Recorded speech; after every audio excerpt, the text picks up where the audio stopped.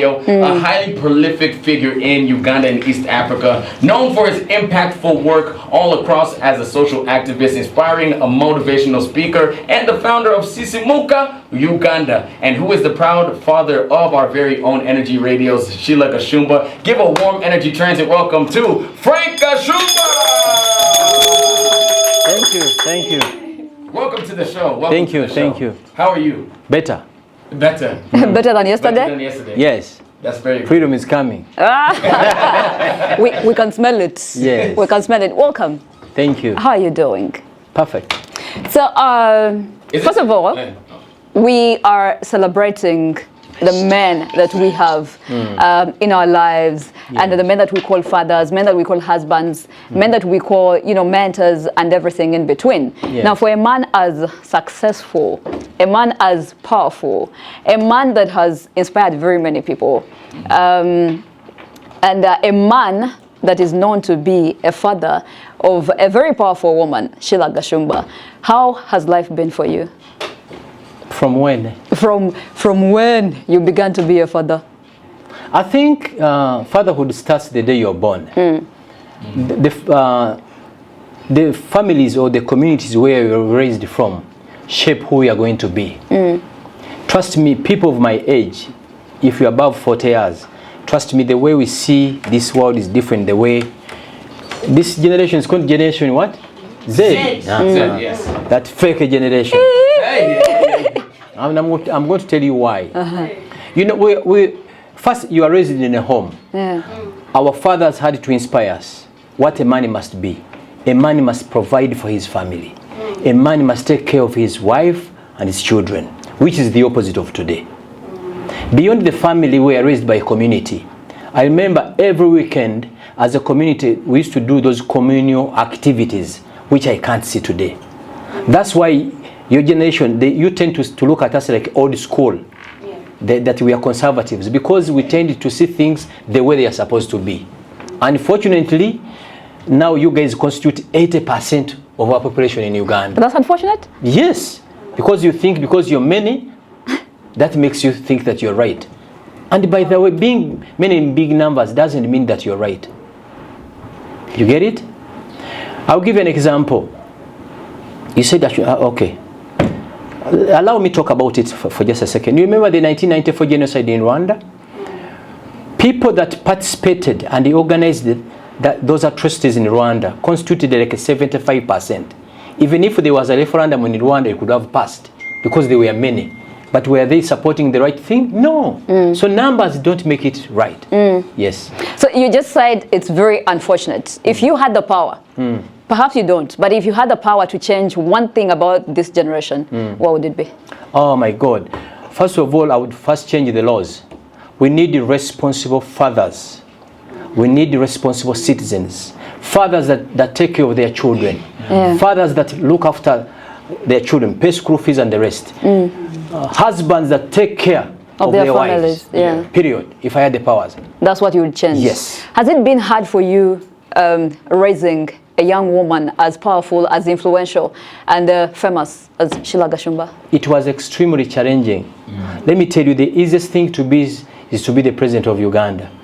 But raising a young girl, a young boy alone, it's not easy. Because sometimes there are things you cannot discuss and you have to bring in friends who can help you. So it wasn't easy, very challenging. Because I remember I separated with Sheila's mom. I think Sheila was in P1. P1. I contemplated of taking her to St. Andrew's Story in Nairobi. Is it Nakuru? In Kenya? Yes. I even went there.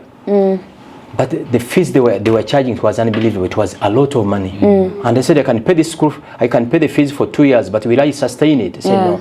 Then we switched to a school called Taiba. Taiba is along Entebbe Road. The advantage with Taiba was that parents were allowed to pick kids every weekend. So I made sure that every weekend I had to pick her. Imagine raising a young girl alone.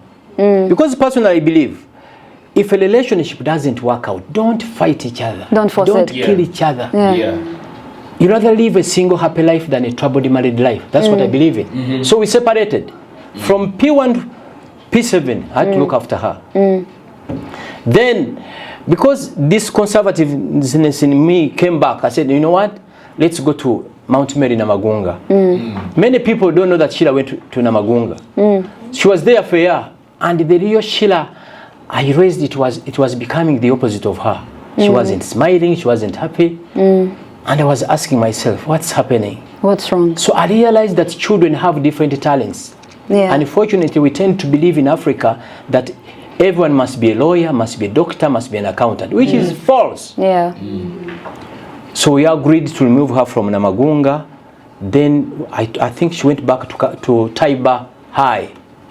Now the entire clan sat.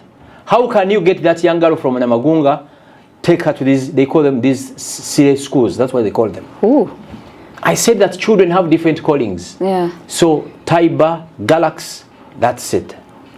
And what I learned, or what I've learned, parents must listen to children. Children have different talents and abilities. Yeah. You guys, you work on radio here, and I hear you guys are paid a lot of money, between 50 million to 100 million a month.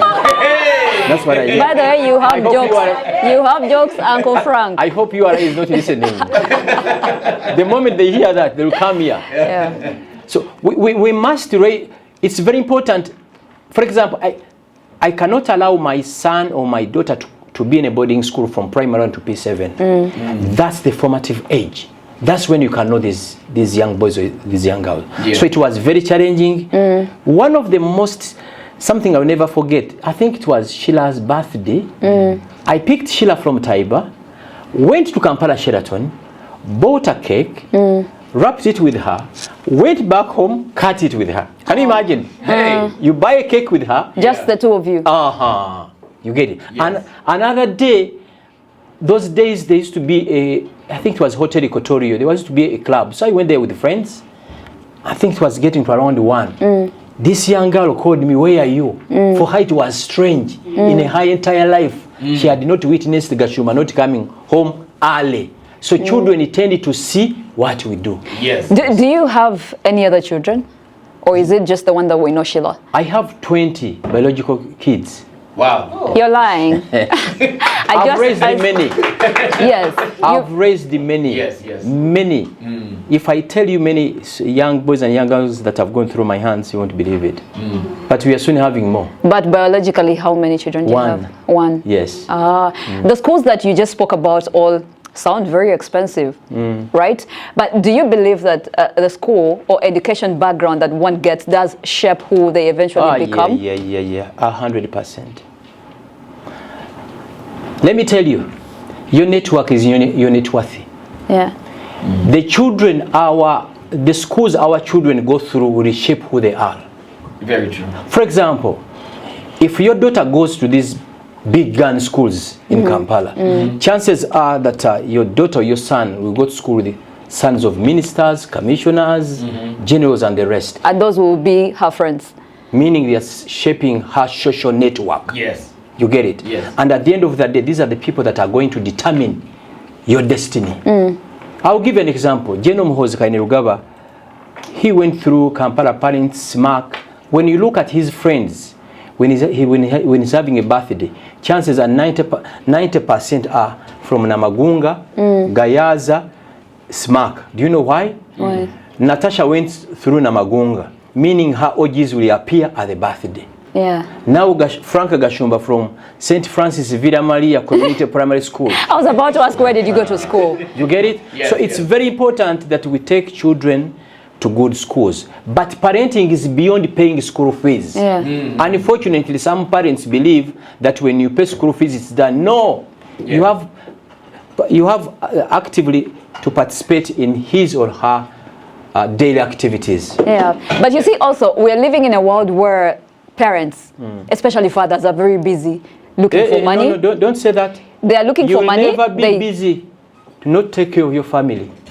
If you don't spare time for your family, a community will spare time for your son. And this is why do you have kids? I have just one. How old? 7. Reduce 2 years. 7. Yeah. Let me tell you, never delegate duties of a motherhood to a friend. Never. And if it means resigning from here, you can even resign. And I will refer to you the current US president, he made a statement. Never leave your home to come and work here. First settle the mess at home. Yeah. Because if you have a mess up home, you won't even work well here. So nobody can even dare tell me that it's too busy. I have a friend, she's an old, I think she's getting to like 70 years. She privately taught them horses. Oh wow.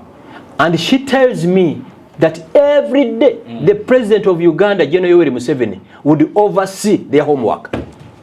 Yeah. The president of a country would spare time and go through the homework of children. The busiest person in the country. So there's no real time about being busy. If you don't, no talk about being busy. Don't even mention about it, because when you raise children, when you delegate people to raise your children, they will also do the same. NRG Radio.